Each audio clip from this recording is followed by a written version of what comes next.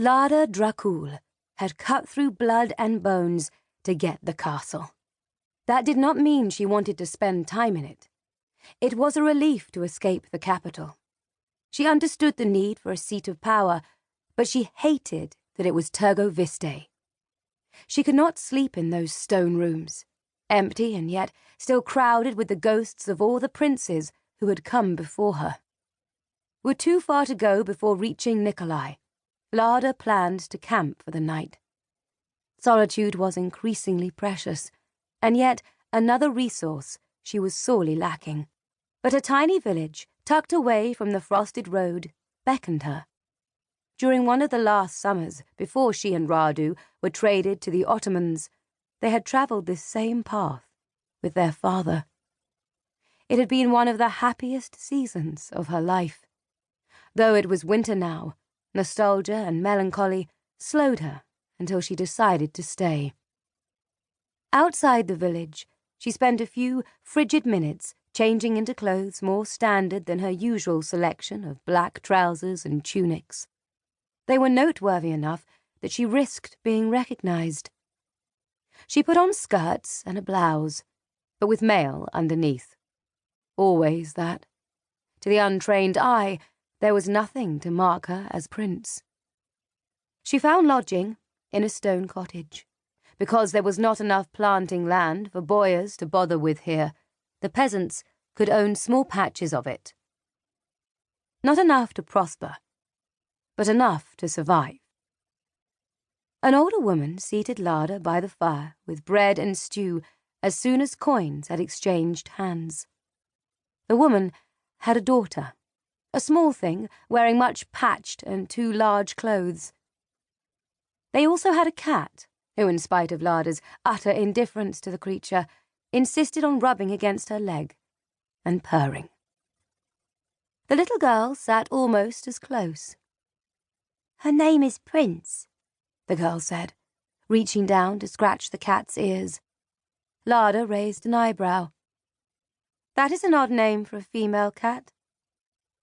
The girl grinned, showing all the childhood gaps among her teeth. "But princes can be girls now too." "Ah, yes." Lada tried not to smile. "Tell me, what do you think of our new prince?" "I have never seen her, but I want to. I think she must be the prettiest girl alive." Lada snorted at the same time as the girl's mother. The woman sat down in a chair across from Lada. "I have heard she is nothing to look at. A blessing. Perhaps it can keep her out of a marriage." "Oh?" Lada stirred her stew. "You do not think she should get married?" The woman leaned forward intently. "You came here by yourself? A woman? Travelling alone?" "A year ago, such a thing would have been impossible. This last harvest, we were able to take our crops to Tergo Viste without paying robbers' fees every league along the road. We made 2 times again as much money as we ever have. And my sister no longer has to teach her boys to pretend to be stupid to avoid being taken from the Sultan's accursed Janitschary troops." Lada nodded, as though hesitant to agree. "But the prince killed all those boyars. I hear she is depraved." The woman huffed, waving a hand. "What did the boyars ever do for us?" "She had her reasons. I heard." She leaned forward so quickly and with such animation half her stew spilled unnoticed. "I heard she is giving land to anyone. Can you imagine? No family name, no boyar line. She gives it to those who deserve it. So I hope she never marries. I hope she lives to be 100 years old, breathing fire and drinking the blood of our enemies." The little girl grabbed the cat, settling it on her lap. "Did you hear the story of the golden goblet?" she asked, eyes bright and shining. Lada smiled. "Tell me."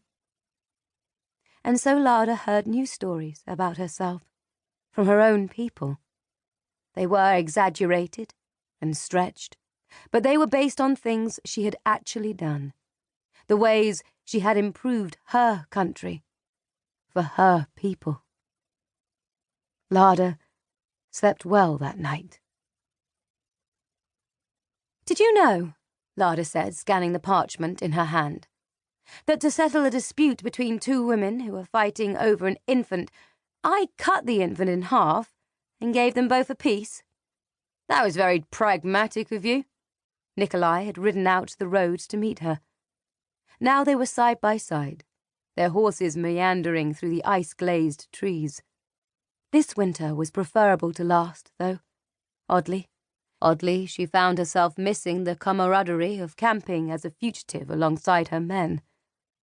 Now they were scattered, all doing important work for Wallachia. But any chance she had to reunite with them, she took. She had been looking forward to this time with Nikolai.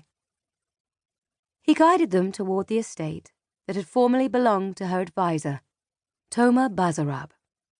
Before Lada's rule, Toma had been alive and well, and these roads had been nearly impassable without an armed guard for protection. Now Toma was dead, and the roads were safe. Both of those, death of Boyers and safety for everyone else, were patterns of Lada's rule so far. The frigid air stung her nostrils in a way she found bracing and pleasant.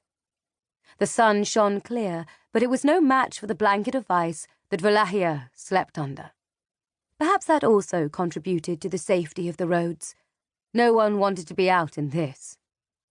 Lada preferred it to the castle, with a fierceness that was as sharp and pointed as the icicles she passed beneath.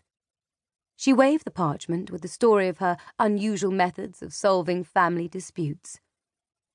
"The most offensive part," she said, "is that the story is unoriginal. The Transylvanians got that one from the Bible. The least they could do is make up new stories about me, rather than stealing from Solomon. She should print the stories the woman and her daughter had told her last night. Spread those rumours instead." Nikolai gestured to the bundle of reports he had given her.